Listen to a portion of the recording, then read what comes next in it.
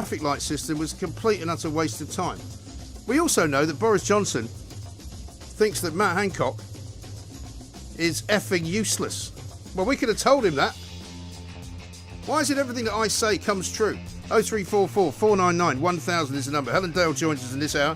She'll be giving us the lowdown on what we can expect to get from Australia in the trade deal. There was a guy in with Julie Hartley-Brewer this morning who she kept calling Your Excellency, which just slightly perturbed me. I don't really want to call anyone from Australia Your Excellency. I mean, nothing personal. You know what I mean? Also, of course, she'll be talking to me about all manner of things, about wokeism, about the culture clashes that have been going on, and perhaps about whether she would be willing to come more into London if the parking was cheaper. That's what we're being offered, ladies and gentlemen. 0344 499 1000. We got Georgie Frost in this hour. We got Bill Burrows as well with some documentaries you should be watching. And it is Thursday, of course, and that can only mean one thing. It's the Thursday Club, of course, with the one and only Helen and Nicklin. You're listening to me, Mike Graham, right here on the fastest growing radio station on the planet. It is, of course, Talk Radio. Mid-morning with Mike Graham. Talk Radio. Time to say a very good morning to Ms. Helen Dale. Helen, how are you? Good morning, Mike. How are you? I'm actually feeling tip-top today. I've been slightly perturbed this week. I was a bit angry on Monday. I was even more angry on Tuesday. Wednesday, I started to kind of level off a bit. And today, I'm back to normal, happy as Larry.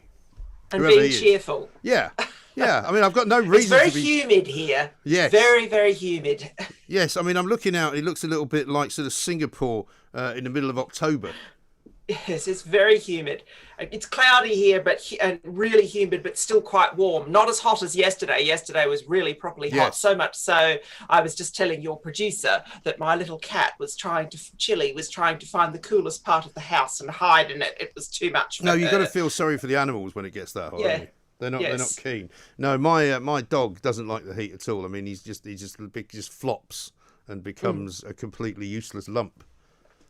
But yeah, cats I know are evolved in an environment that was hot, domestic cats. Yes. So that's why they always seem to be sitting on your heater and that kind of thing. But British short hairs do have very dense coats. Yes. And they have a limit, and Chili found hers yesterday. Yeah, absolutely she right. got very warm. Now, before we move on to what delights we can look forward to receiving from Australia as part of this new trade deal, why the hell, and I'm sorry to give Julia a hard time, I'm not really giving her a hard time. She kept referring to this bloke this morning who's the Consul General, I think, or whatever it is, for Australia in London as Your Excellency. I found that slightly perturbing. I'm not sure there is anybody in Australia who would refer to any authority figure from any country as Your Excellency. And I did used to work in the Australian Parliament, and I have seen many politicians from both sides of the aisle give speeches or meet press conferences in the mural room in Parliament House in Canberra, and I never ever heard that language. I have no idea to whom she's referring, but that's interesting. I always thought that the Australians had a very healthy disregard for politicians. It's one of the things I like about it. It's an intensely egalitarian culture, so blowing smoke up someone's bum, excuse my French, but that's what it is, because they've got a gong or a fancy handle or they're a blue blood or that kind of thing, has never been part of Australian culture. I mean, my father was quite posh, and he's dead now. He had the right to use a minor title, and he tried to pull rank when he first came to Australia and got told by an immigration official, I'm sorry, I'm a card-carrying member of the Liberal Party, which in Australia is the Conservative Party,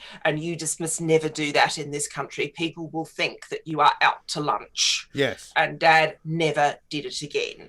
No, that's good. So that's a life lesson. And another one before we reach the trade scenario is, I mean, Dominic Cummings, you must have encountered people like him in your career.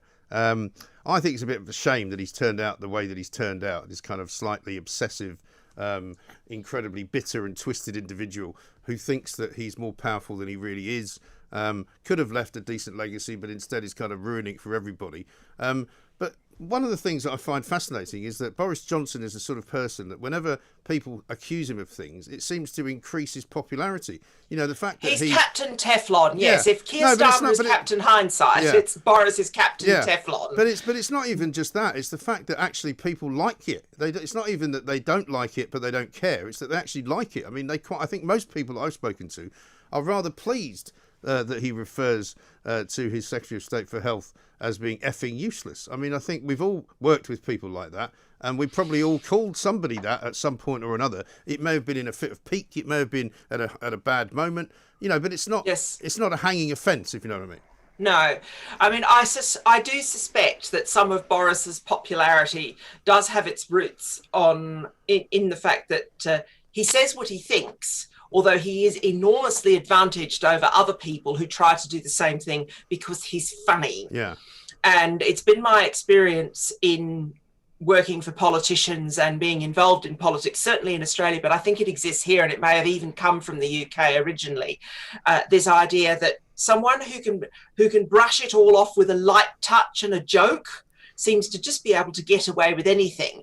By the same token, whilst I don't think Boris is a bad person, I mean, my view very much with Boris Johnson is that he has this effect on people in the London metropolitan bubble, for want of a better word, where one of the reasons why they can't oppose him effectively is because he just makes them lose their minds. Yes.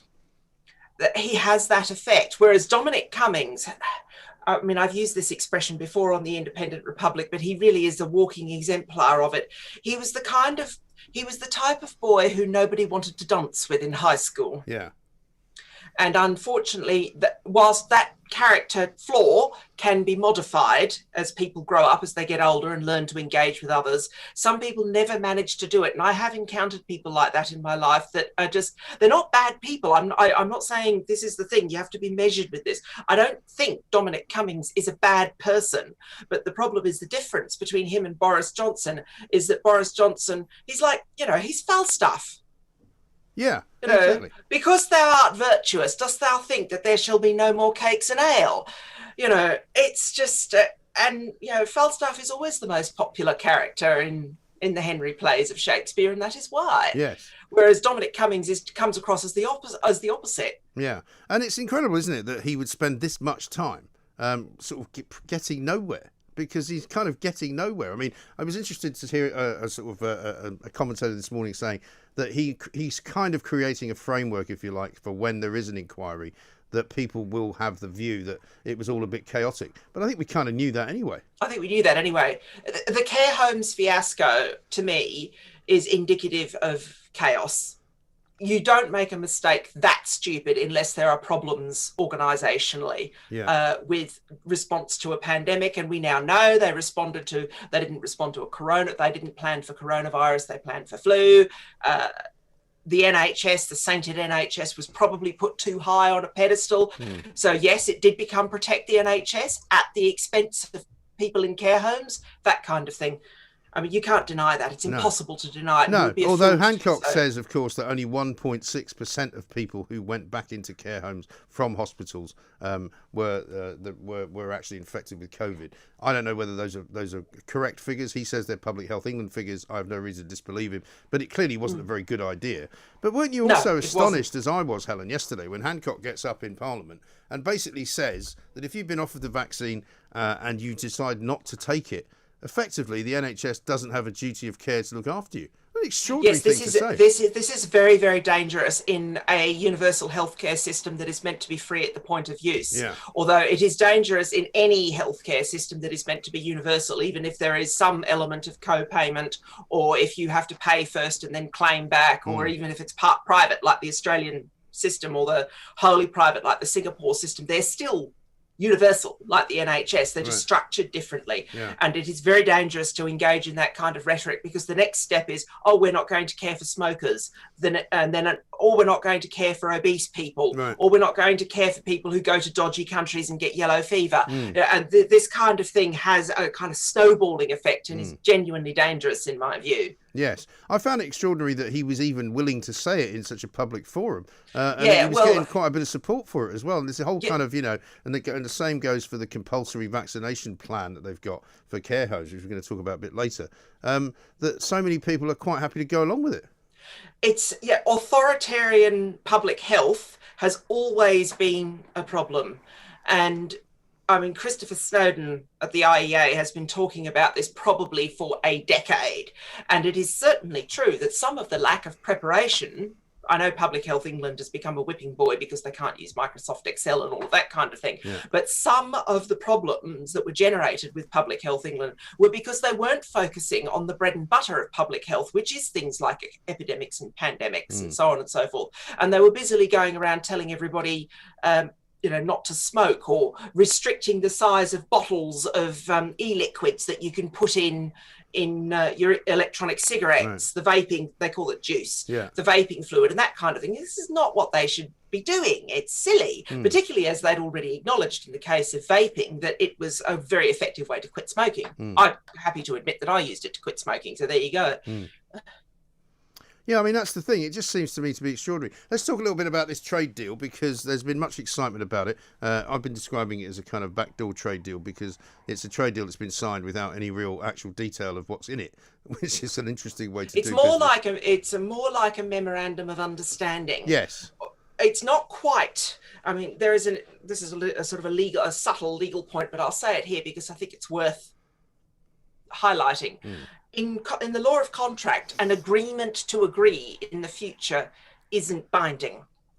You have to actually agree. There has to be offer and acceptance and intention and all the things that you need. And consideration and all that. And consideration. Well, you don't need consideration in Scotland because of Roman law. You need consideration in England, Wales and Australia, different legal systems. You can have what's known as a nudum pactum in Scotland. So no consideration. Well, good luck. But so that's interesting. Anything in Scotland at the moment. You probably only have it outdoors. with no alcohol. Telling the Scots they can't drink, it's just like, that really blows me away. Well, it's also like telling them we've got the big England-Scotland game coming up, and to tell Scotland football supporters not to come to London, I'm afraid that ain't going to work either. No, that's just not going to work. And in fact, the Scottish football supporters are so lovely, and they play bagpipes and they sing and they've got character. I mean, they're the kind of people you actually want to support your game. Yes. That kind of thing. So it's very much like a memorandum of understanding, which is kind of not an agreement to agree. It's a bit better than that, but there is not a lot of detail. So any comments I make have to be pursuant to the fact that there isn't a lot of detail.